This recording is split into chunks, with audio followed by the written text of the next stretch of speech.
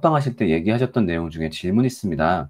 대학원 졸업 논문으로 동성애 관련해 쓰셨다고 하셨는데 혹시 어떤 내용인지 말해주실 수 있을까요? 아, 근데 너무 어릴 때 쓴 거라서 일단 되게 실력이 없을 때 쓴 거라 어떤 가치가 있는 내용은 아니고요. 그냥 그거예요. 간단하게 얘기해서 그러니까 이게 뭐 정말 정식 논문, 등재된 논문은 아니에요. 그냥 제가 있었던 기독교 철학과에서 졸업하기 위한 어떤 과제 중에 하나였고 정식 등재된 논문은 아니고요. 그냥 그냥 쉽게 말해서 그냥 동성애를 지지하는 것 같은 그런 이제 연구 자료들을 모은 거죠. 그냥 모아가지고 이제 이래서 동성애가 죄가 아니라고 생각을 합니다. 이제 이런 걸 냈던 건데 뭐 그렇게 학술적으로 가치가 있거나 그런 논문은 아니고요. 네. 그래서 그냥 이제 또 이제 자료조사도 되게 편향되게 했죠. 그냥 그런 쪽에 맞는 이야기만 골라가지고. 근데 이제 앞뒤 사정을 모르는 분들이 계실까 봐 앞뒤 사정을 얘기를 하면은 사실은 그 논문 쓰기 좀 얼마 전 정도에 저한테 개인적으로 일이 있었어요. 그러니까 뭐냐면은 되게 친하게 지냈던 형님이었고, 그래서 막 그 형님네 집에 가서 자고, 뭐 심지어 같이 막 목욕하고 그랬었는데, 이제 뭐 알고 봤더니 그 형님이 동성애자였고, 또 그런 관점에서 저를 좋아했다라는 걸 알게 됐어요. 그걸 알고 나니까, 그냥 솔직하게 말을 할게요. 마음이 되게 그 역한 마음이 들고 엄청나게 불쾌했어요. 막 소름이 돋고 막 진짜로. 근데 그런 마음이 사실 옳진 않잖아요. 그러니까 설령 그게 죄라고 하더라도 어떤 개인에 대해서 그런 마음을 갖는 것은 옳지는 않으니까 그렇다면 여기에 한번 이 감정의 역을 만들기 위해서 내가 동의하지 않더라도 한번 역의 사례를 조사를 해보자. 그러니까 난 동성애가 죄라고 생각하지만 동성애가 죄가 아닌 것 같은 사례를 조사를 한번 해보자. 그러면 뭔가 좀 내가 마음을 이제 좀 온전히 가는데 도움 되지 않을까. 그런 취지에서 쓴 논문이었고요. 그래서 사실은 논문이라고 하기도 애매하죠. 그냥 뭐 자료조사집 정도? 네.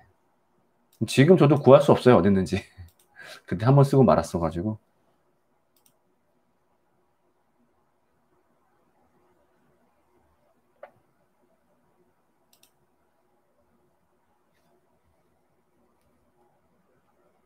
네, 네, 답변 감사합니다. 아, 네, 저도 물어봐 주셔서 감사하죠.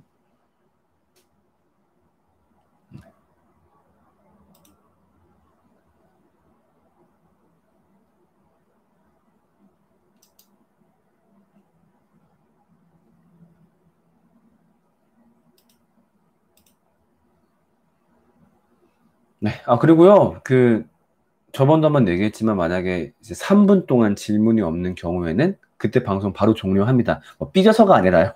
아니, 그럴 수도 있잖아요. 정말로 그러니까 질문이 좀 없는 주도 있을 수 있으니까 그런 때는 저도 편하게 일찍 종료를 할게요. 그러니까 뭐 여러분도 아, 지금 저 사람 뻘쭘하지 않을까? 무슨 말이라도 해야 되지 않을까? 아니, 굳이 안 그래서도 될 것 같아요. 그냥 물 흐르듯 편안하게 3분 동안 없으면 아, 이번 주에 별로 이야기가 없나 보네요. 그냥 일찍 인사할까요? 이렇게 하면 되니까 네, 여러분도 편하게 보시고 저도 편하게 대답하는 그런 시간으로 삼겠습니다. 근데 매번 느끼는데 이렇게 말하고 나면 갑자기 막 부르르 오더라고요. 아, 또 그렇다고 뭐 또 그걸 불러내기 위해서 또 한 것도 아니고, 네. 의제님 안녕하세요. 네. 제이제이님 안녕하세요. 반갑습니다.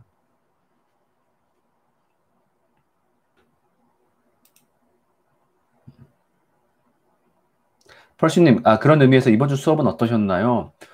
되게 반응 좋았어요. 그러니까 이제 수업 끝나고 과제를 내는 게 있어요. 근데, 그러니까 정식 과제는 수업 한 학기에 한 번만 내는 거고 이제 매 수업 끝나고 노트를 제출해야 돼요. 구글 닥스로. 근데 노트가 근데 간단한 거예요. 네, 이름이 뭐예요? 학번이 뭐예요? 그 다음에 이번 수업 때 어떤 걸 느꼈나요? 교수님께 하고 싶은 말이 없나요? 이렇게 하는 거거든요. 근데 그게 제출하기만 하면 돼요. 내용을 따로 보진 않아요. 아, 그러니까 내용 갖고 평가를 하진 않는데 그게 자료를 작성하는 건데 애들이 대부분 이만큼 글을 써서 보내는 거예요. 근데 그 글들을 봤을 때 제가 의도했던 혹은 의도했던 것 이상의 그런 반응들이 와가지고 그리고 그런 내용들을 생각한 흔적들이 보여가지고 좋더라고요. 저 조만간 엠마오 연구소에 바로 업로드 하겠습니다. 지금 사실 인트로 영상 찍고 있어요. 이 강의를 소개하는 이것은 어떤 것이고 이제 뭐 어떻게 활용하시면 됩니다. 이제 이거를 찍고 있는데 찍었던 파일을 날라가가지고 지금 다시 그래서 그 인트로 영상부터 올린 다음에 이제 매주 매주 저희 사이버 강의를 하나하나 퍼다가 이렇게 올릴 계획입니다.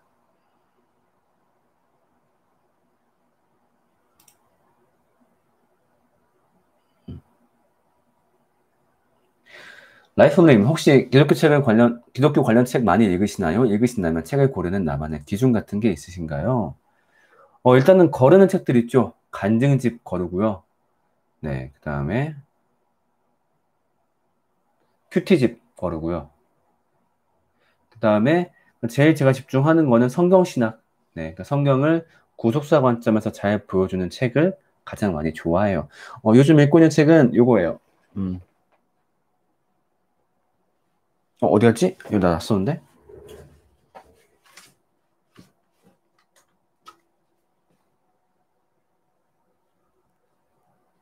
안에 어디다 치웠나 보다. 여기에 있었는데? 네, 어, 슬기로운 구약 읽기라는 책이거든요. 그 책, 그 영어 원제가 엠마오 코드예요. 그리고 거기서 저희 페이지 이름 엠마오 연구소가 나왔거든요. 사실은 그 책을 조금만 읽고 말았었는데, 이거 그래도 읽었던 건데 맞아 읽어야지 싶어가지고 다시 읽기 시작했는데 진짜 그 책 어디 갔냐? 안에 어디다 치웠지? 치울 데도 딱히 없는데? 뭐 집 밖에 나가진 않았겠죠. 네. 그런 식으로 성경신학 기본기를 밝히는 책을 굉장히 좋아합니다. 네, MHO님, 큐티를 하면서 스스로 삶의 자리에서 적용해야 된다는 부담감 그런 것들이 있는데, 지혜롭게 큐티하는 방법이라든지 추천하는 방법이 있을까요? 저는 일단은, 그 뭐랄까, 큐티를 좋아하진 않아요. 그러니까 그 quiet 타임 그 시간 자체는 굉장히 의미가 크고 반드시 해야 된다라고 봐요. 근데 그게 아니라, 이게 참 큐티의 정의를 말하기가 참 애매한데, 큐티를 이렇게 한번 정의를 해볼게요. 그 큐티 집을 보면서 그 매 본문 단락단락마다 묵상 포인트를 만들어주는 이제 그런 책을 보면서 하는 큐티는 별로 추천하지가 않아요. 왜냐면은 저번에 얘기했지만 억지 적용인 경우가 많고 전체 맥락에서 보는 관점을 좀 떨어뜨려요. 그래서 제일 좋은 건 그 신앙의 기본기, 기본 코어를 잡아주는 문서를 많이 읽으시길 추천드려요. 요리문답이나 기독교 강요나 신앙고백서 이런 것들을 자주 묵상하시는 걸 추천드리고 아마 거기 내용들을 묵상하시는 게 삶의 자리에서 적용하기엔 더 좋을 거예요. 그리고 최근에 제가 교수님께로부터 추천받은 방법인데 나 김영호 목사님이 알려주신 방법인데 성경을 읽을 때 뭐 이렇게 쭉 읽어나가는 것도 좋은데 한 권을 정해서 한 5번 정도 읽으라고 하더라고요. 그러니까 한 번에 5번이 아니라 하루 막 얼마큼 착착착착 읽어 나갈 거 아니에요. 근데 그랬을 때 한 권 다 읽으면 오케이 그다음 이렇게 넘어가지 말고 왜냐하면 우리가 보통 한 권의 책을 보더라도 일독해서는 보통 그 맥락을 잘 모르는 경우가 많잖아요. 그러니까 한 책을 골라서 한 7독, 8독, 10독을 해버리는 거예요. 그냥 어차피 읽을 거니까 그냥 그 분량 계속 읽으면 되잖아요. 그랬을 때 그 책에 대한 어떤 그 통전적인 개념이 생길 수 있고 근데 그런 식으로 다른 책도 잘 읽을 수 있게 되는 거죠. 그래서 이런 식의 관점으로 큐티를 하는 거를 좀 개인적으로 추천드리고 싶습니다.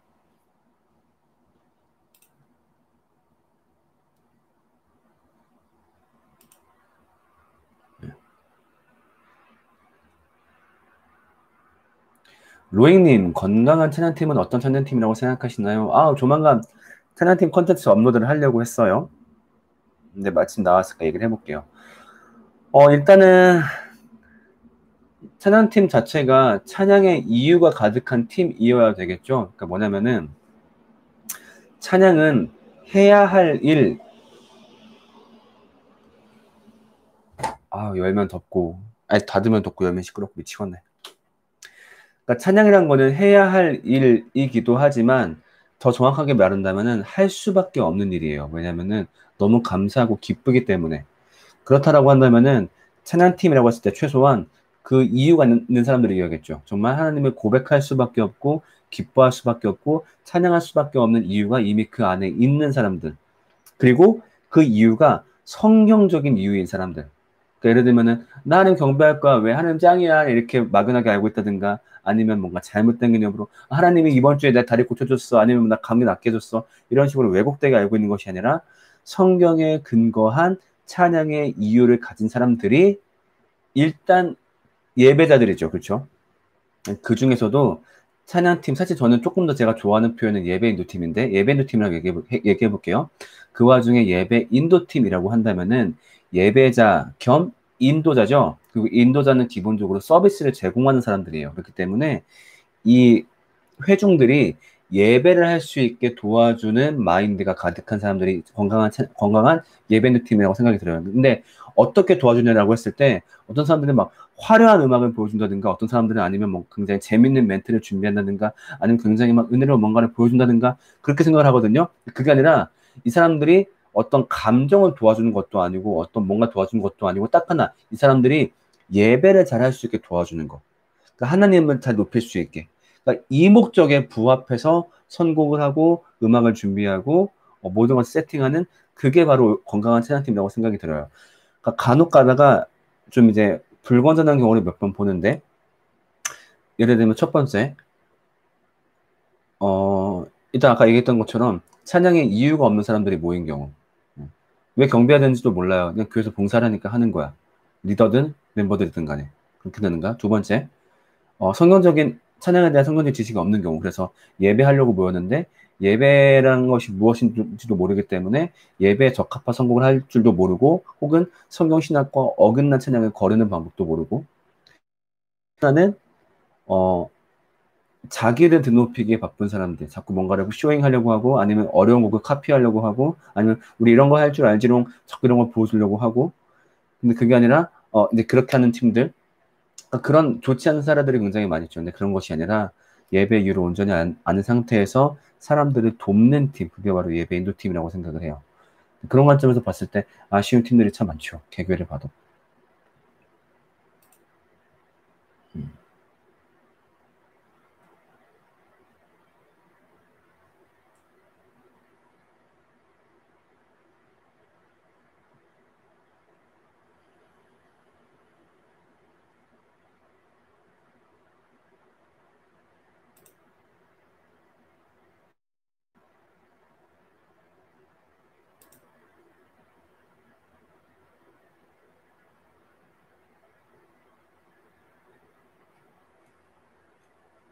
네, 감사합니다.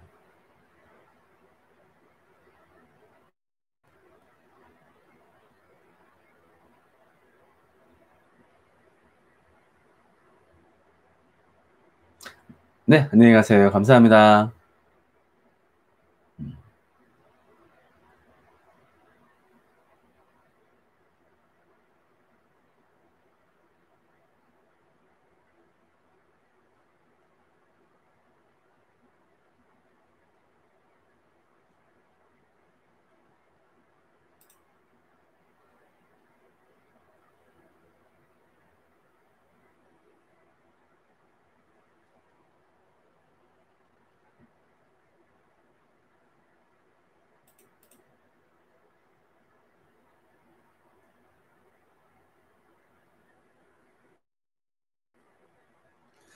목사님은 혹시 신앙이나 정치 참여에 대해 어떻게 생각하세요? 구티비 김영호 목사님 나온 거 보니 많은 생각이 들어서요. 맞다. 그거 봐야 된다. 깜빡했네요. 오늘 봐야지려고 있었는데. 아까 운전할 때 볼걸. 저는 사실 기독교인이 복음을 알게 되면은 정치에 관심을 가질 수밖에 없다라고 생각이 들어요. 그러니까, 가질 수밖에 없다는 너무 단정의 표현인 것 같고, 가지는 것이 이상한 건 아니라고 생각이 들어요. 왜냐면은, 어떤 신부님인가 그런 말 했었죠. 내가 가난한 이웃을 도우니까 나보고 성전하고 했는데, 이들이 왜 가난한지에 질문하기 시작하니까 나보고 빨갱이라고 하더라. 이제 그런 말이 있었는데, 이제 그런 거랑 비슷한 것 같아요. 그 뭐냐면 예를 들어서, 우리가 이웃사랑을 해야 됩니다. 그렇기 때문에 과한 욕심을 추구해서는 안 되고 이웃사랑에 해가 되는 수익 추구는 우리가 해서 안 됩니다. 이런 생각을 내가 하고 있어요. 근데 그런 와중에 예를 들면 이번에 부동산 그 임대차 보호법이 임대차 보호 3법이 나온 거죠. 여기에 대해서 당연히 의견을 가질 수밖에 없겠죠. 찬성이든 반대든 이것이 이웃사랑에 합하는 것 같아, 부합하는 것 같아. 그렇기 때문에 왜냐하면 정치는 우리 삶과 뗄래야 뗄 수 없는 거기 때문에 어떤 기독교적 관점으로 정치를 바라볼 수밖에 없다라고 생각이 들어요. 다만 주의할 점은 두 가지겠죠. 스스로한테 정말 많이 질문해야 되겠죠. 이것이 어떤 정말로 성령적 근거에 의한 판단인가? 아니면은 내가 원래 가지고 있던 생각 아니면 어렸을 때부터 받았던 것에 대한 영향인가? 그리고 두 번째, 내가 어떤 정치적 성향을 가지고 있다라고 해서 그것을 굳이 말을 할 때, 이 굳이 말을 하는 이유는 더 좋은 세상을 위해서인가? 아니면 나의 영향력을 확인하고 뽐내기 위함인가? 이 생각을 반드시 해야 된다고 생각이 들어요. 그리고 마지막 세 번째. 그리고 이것이 복음이다. 여기가 옳다라고 확실하게 단정할 만한 근거가 정말 있는가? 그러지 않다라고 한다면은 그냥 내가 봤을 땐 내 생각에는 이쪽이 지금은 조금 더 맞는 것 같아요. 이렇게 얘기하는 게 맞다고 생각이 듭니다. 네, 데빈 유님 반갑습니다.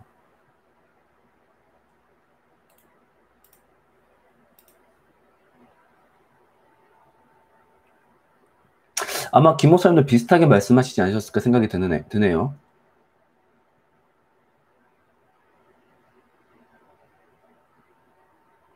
이승윤님, 목사님 안녕하세요. 천주교와 개신교의 교리적 차이엔 어떤 것들이 있을까요? 굵직한 것 위주로요. 네.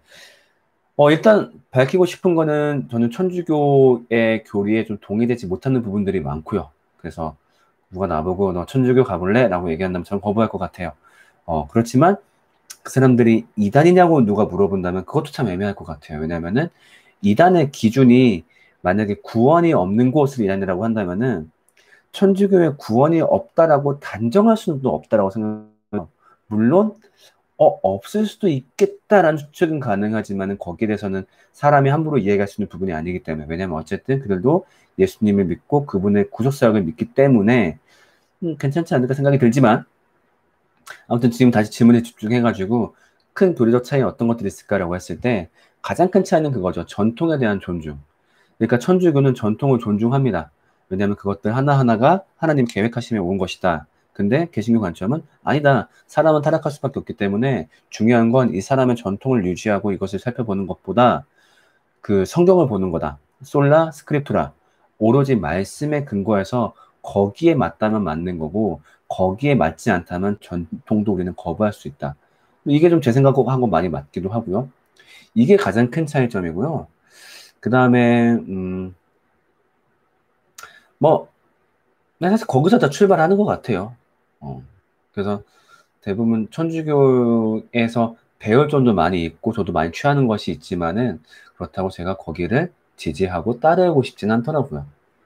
네, 펄슈님, 저는 행신교회 김관성 목사님이 나는 우매하여 답변하지 않는다라는 것으로 일관하시는 모습을 보며 관성 목사님이요? 아닌데 관성 목사님 겁나 정치적인 거 많이 말씀하시는데 저도 개인적으로 친하다 보니까 제가 봤을 땐 관성 목사님이 그냥 이제 뭐랄까 논쟁을 피하기 위해서 저렇게 말씀하신 것 같은데 아니에요. 엄청나게 정치적 발언 많이 하십니다. 근데 뭐 나쁘게 보진 않고요. 네. 대변인님, 그 존중되는 전통을 사도전승이라는 명칭으로 부르고 있으나, 근데 그렇게 얘기를 하지요.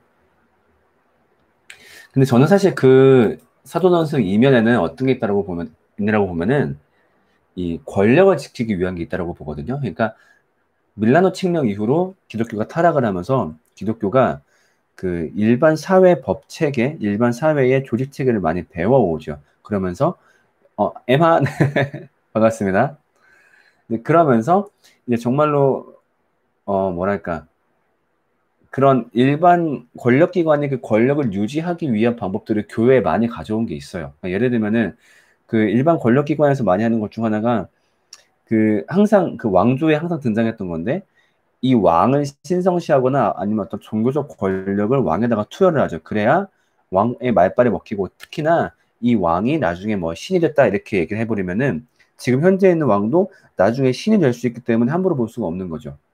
그거랑 마찬가지로 성인 숭배 사상도 물론 성경적 근거가 아주 없는 건 아니에요. 왜냐면은 그 외경에 그 성인들이 우리의 기도를 돕는다라고 표현한 부분들이 나와요. 그래서 외경을 믿는다면은 성인 숭배를 믿을 수밖에 없긴 해요. 근데 그래도 이렇게까지나 강조한 이유는 뭘까라고 생각을 했을 때 그건 것 같은 거죠. 그러니까 이 성인들을 만들어 놓고 띄워놓아야 지금 현재 있는 주교들, 신부들, 선지자들도 나중에 훗날 너희들의 기도를 도울 수 있는 성인 후보가 되거든요. 그렇기 때문에 그런 이유 때문에 성인 숭배 사상이 조금 더 계속 좀 이렇게 있지 않았을까 생각합니다. 네, 조아님, 안녕하세요, 목사님. 모태신앙에 대해서 어떻게 생각하시나요? 불쌍한 친구들이라고 생각을 합니다.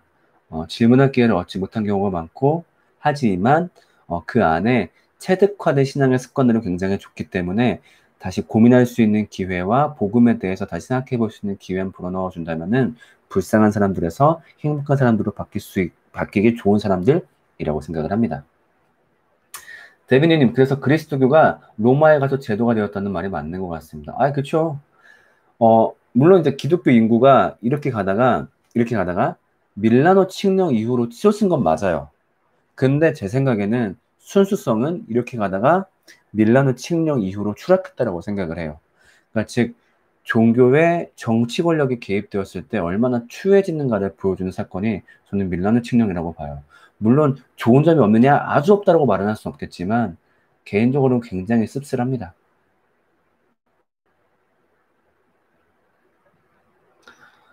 네.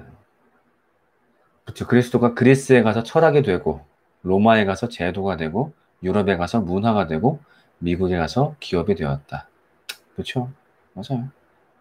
그러니까 그리스에 가서 어떤 교부 철학과 그 스토아 철학과 만나면서 굉장히 사변적 이야기를 하는 종교로 하는 그런 걸로 바뀌었고 유럽에 가서 문화가 돼서 그냥 삶의 습관화되다 보니까 그냥 딱히 믿지 않아도 딱히 고백하지 않아도 그냥 난 그리스도인 그냥 이렇게 습관적으로 하는 게 되어버렸고 미국에 가서 어떤 미국의 실용주의와 경영학을 만나면서 기업이 되어버렸죠. 맞아요. 불쌍하다고 생각하시는 게 조금 의외네요. 아유, 제 주변 모태신앙 보면 다 불쌍해요. 어렸을 때부터 습관 때문에 떠나지도 못하고 그렇다고 어떤 신앙의 이유를 찾은 것도 아니고. 그래서 저는 개인적으로 그 친구들을 도와주는 것에 좀 많은 관심이 갖고 있습니다. 이다하님, 하나님의 뜻에 대해서 이야기할 때 보통 목사님이나 책에서 하는 말들이 내가 생각할 때는 말씀을 듣고 계속적으로 신앙생활을 하다 보면 영성이나 그런 게 생겨서 하나님의 뜻이나 분별력이 생긴다. 아, 저는 동의가 되진 않는 것 같아요. 저는 결국 이제 그런 거겠죠. 어떤 선택의 순간에서 어디가 맞냐 해서 하나님의 뜻을 구하고자 합니다. 대부분 이제 이런 경우에 문제가 되는 건데,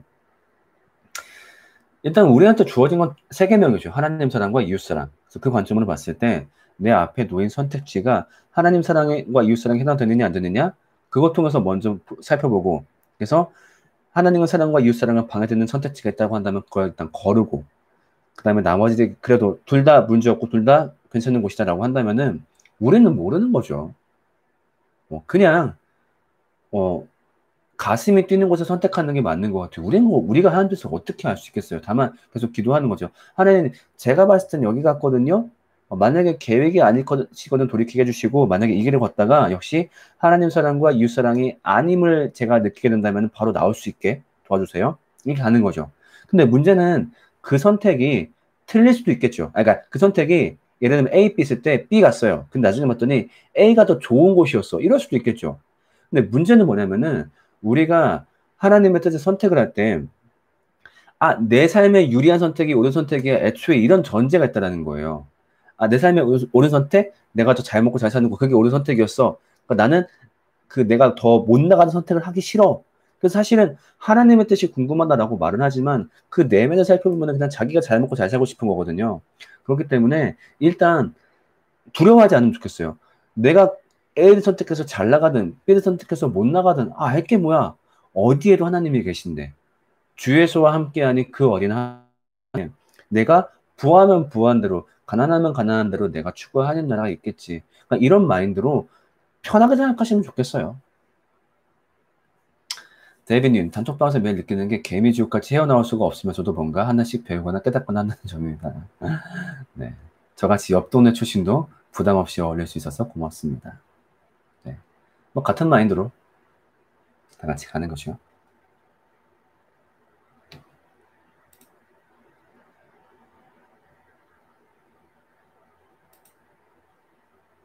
이단님 답변 너무 도움된 것 같습니다. 감사합니다. 네. 여기에 대해서 한번 제가 업로드 할게요. 한번. 목사님, 자살하면 구원받지 못한다라는 말에 대해 어떻게 생각하시는지 궁금합니다. 근거가 없는 말이죠. 장로교 협의회에서 공식적으로 성명을 냈어요. 자살한 사람의 구원의 여부는 인간이 알 수 없다. 왜냐면 이게 바로 장로교 신앙이죠. 그렇게 얘기를 해볼게요. 간혹 가다가 이제 자살하면 구원받지 못한다라는 거를 설명을 할 때 이 사람의 보통 구원론을 알 수 있거든요. 근데 굉장히 잘못된 구원론을 갖고 있는 경우가 굉장히 많아요. 어떻게 말씀하시는 분이 많냐면은, 우리가 이렇게 죄가 쌓였어요. 근데 우리가 회개를 해서 이 죄를 떨군 다음에 죽어야 천국을 가는데, 자살했어. 근데 그건 죄야? 회개할 기회가 없죠. 자살하면 죽어버리니까. 그러니까 죄가 있는 상태에서 죽게 되면은 지옥 간다 그거예요. 이렇게 설명하시는 분이 굉장히 많아요. 이거는 애초에 구원은 잘못 알고 있고 회계를 완전 잘못 알고 있는 거죠. 그럼 이렇게 한번 얘기해 보자고요. 만약에 내가 이렇게 운전하고 있어요. 룰루루 가고 있다가 갑자기 어떤 놈이 뭐 음주운전 했나 봐요. 그래가지고 갑자기 중앙선 넘어서 나한테 확 달려오는 거예요. 그 순간 열받으니까 이 씨앗놈새 했는데 갑자기 쾅 치인 거예요. 내가 죽었어. 근데 나 죽기 전에 내 형제에게 욕을 했어. 누구나 형제 보고 바보라는 자마다 연자면또 빼줘 죽으라는데 나 죄 지었잖아요. 그러면 나 지옥 가요? 이게 아니죠. 죽음, 그 죽음을 맞이하는 그 상태에 죄가 있냐 없냐 이것이 우리의 구원을 판가름하는 것이 아니라 이미 성령님의 도움으로 예수님을 영접하는 순간 이미 우리는 구원받은 거죠. 그래서 지금 우리에게 죄가 있냐 없냐가 문제가 되지 않는 거예요. 그러니까 마치 우리한테 바켓스가 있어가지고 죄가 막 쌓여요. 그래서 이거를 회개 기도를 통해서 비워내야 돼. 이게 아니라는 거예요. 이렇게 하고 있는 사람들 되게 많아요. 그거는 기독교가 아니에요. 그게 아니라 이 예수님이 오신 거는 입 밖에서 쌓인 거를 버릴 수 있는 권리를 주신 게 아니라 입 밖에서 그냥 치워버리신 거예요. 야, 니네 죄 이제 안 쌓여. 왜냐면은 앞으로 쌓일 죄값까지 내가 다 치렀어. 걱정하지 마. 그러니까 밖에서 걱정하지 말고 다만 앞으로는 그래도 죄를 쌓으려고 노력하지 마. 이렇게 하셔서 우리가 다 구원받은 거죠. 그러니까 그 자살이라는 죄가 우리의 구원을 없애지 못한다는 얘기예요. 그러나 이런 추측은 가능할 것 같아요. 우리가 보통 하나님과의 동행을 인정하는 사람이라고 한다면 하나님과 동행한 사람이 자살을 할 수 있을까? 저 사람은 자살하는 것으로 보아서 아마 하나님을 안 믿지 않았을까? 라고 추측할 수 있을 뿐이긴 한데 사실은 그것도 여러 가지 정신병리학적인 문제가 밝혀지면서 아니다, 이게 어떤 정신병리학적으로 어떤 호르몬의 영향 때문에 자살이 정말로 자기가 못 피하는 걸 수도 있다. 마치 그 기침처럼. 그렇기 때문에 함부로 이야기할 수 없는 것 같아요. 그래서 정말 여기에 대한 가장 정확한 설명은 우리는 알 수 없다. 그 때문에 자살자의 구원에 대해서 함부로 이야기해서는 안 된다. 이것이 정답이라고 생각합니다.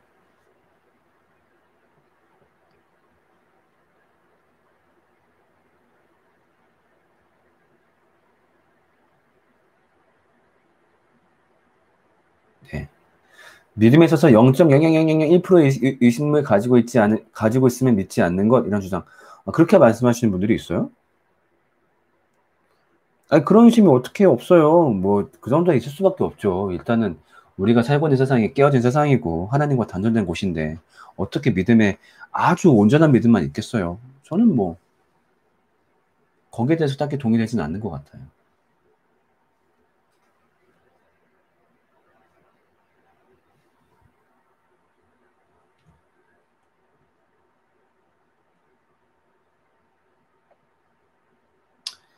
Forever Like YY님, 분명 감정만 따라서 섬기고 예배하고 하는 것이 옳지 않다는 것은 알지만 그런 감정 없이 해야 하니까 이런 원리니까 우리는 이런 존재니까 하나님께서 이렇게 하셨으니까라는 거 알겠는데 감정 없이 감동 없이 예배드리고 성경을 바라보고 같이 하는 것이 괜찮을까? 그러니까 어떤 질문인지 알겠어요. 그러니까 제 말은 뭐냐면은 우리가 사실 원래 복음을 받아들이고 이것을 이해하면은 본인 데서 감정이 나올 수밖에 없어요. 그리고 이 감동이 나올 수밖에 없고 이것을 어떤 조명이나 음악이나 이런 것들이 부스트 시킬 수 있는 것 같아요. 그리고 이것은 굉장히 좋다라고 봐요. 근데 문제는 뭐냐면은 이 중심되는 복음 없이 그냥 감동빨로 예배하려고 하는 것이 굉장히 많다라는 거예요. 예, 그것은 분명히 아닌 것 같아요. 그러니까 정말로 근데 그건 있어요. 그렇게 해서 만약에 우리 교회가 그런 교회인지 아닌 교회인지 테스트하려면은 한번 외부 덕장치를 다 빼보는 거예요. 우리 악기 없이 예배할 수 있는 자들인가? 예배 도장 없이 예배할 수 있는 자들인가? 때로는 찬양하지 않고 그냥 내 입술의 고백으로 자, 하나님을 예배해 보세요라고 했을 때 나는 예배할 수 있는 사람들인가? 이런 것들이 아마 우리 교회 예배를 판가름하는 굉장히 좋은 지표가 될 수 있는 것 같아요. 만약에 그런 게 없어도 예배가 가능할까요? 가능하죠. 왜? 이미 우리한테 너무너무 감사한 사실이 있는데요.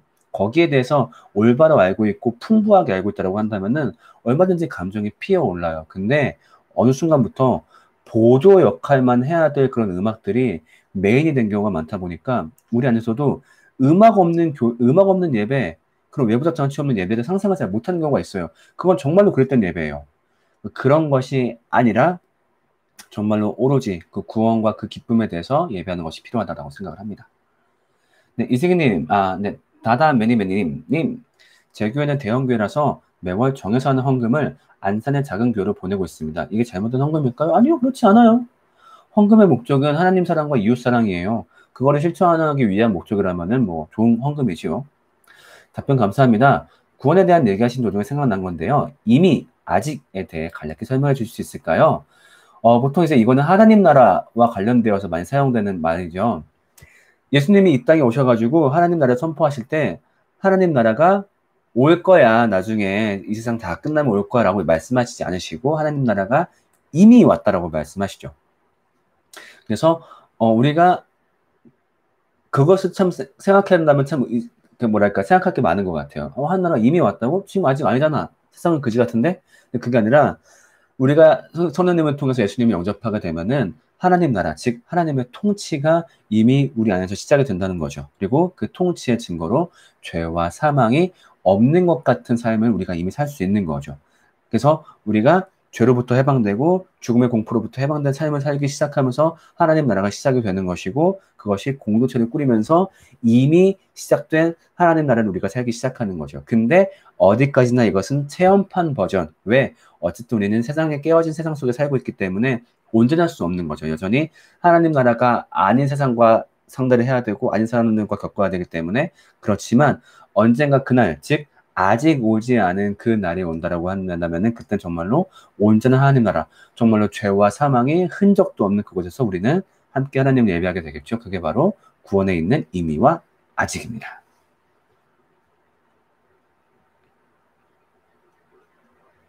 승희님은 그 질문에 어떤 그런 강도가 좀 있네요. 그 되게 교리에 대해서 평소에 많이 묵상하신 분 같고 굉장히 바람직한 태도라고 생각을 합니다. 펄슈님, 저는 전도사지만 헌금 일부를 사역하는 교회에 안 내고 다른 힘든 사역자님에게 보내기도 합니다. 괜찮지요. 이다한님, 성경에서 말씀하시는 열심히 사는 것과 부지런히 사는 것은 무엇인가요? 혹시 해당 본문을 좀 보여줄 수 있을까요? 저도 어떤 부분 말씀하시는지 잘 모르겠네요. 저도 막 성경을 막 모두 다 외우고 그러면 좋겠습니다만 부족한지라 네 혹시 네 거기에 해당하는 본문 좀 보여주시면 제가 답변할 수 있을 것 같습니다. 혹은 뭐 제가 잘 모르는 본문이라고 한다면 제가 따로 꼭 연구를 해볼게요.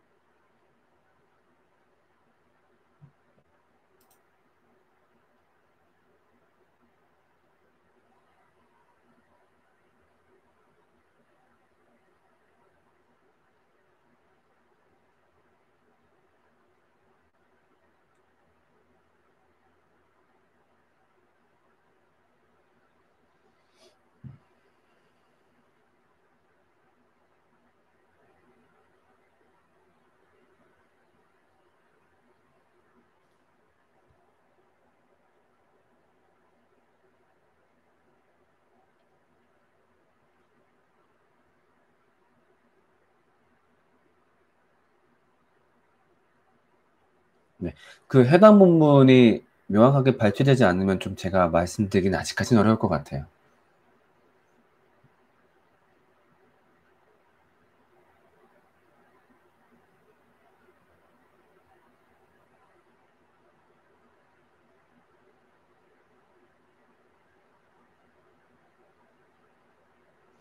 티모시님, 코로나 때문에 일상이 많이 힘드시죠? 아유, 다 똑같죠. 뭐 사실 뭐 제가 하는 일 특성상 코로나랑 좀 상대적으로 거리가 그러니까 영향이 좀 적은 편이라 제가 감히 힘들다라고 얘기하기에 왜냐면 너무 힘드신 분들을 많이 보기 때문에 특히나 이제 교회를 운영하시는 분들이라든가 자영업자분들은 아유 제가 감히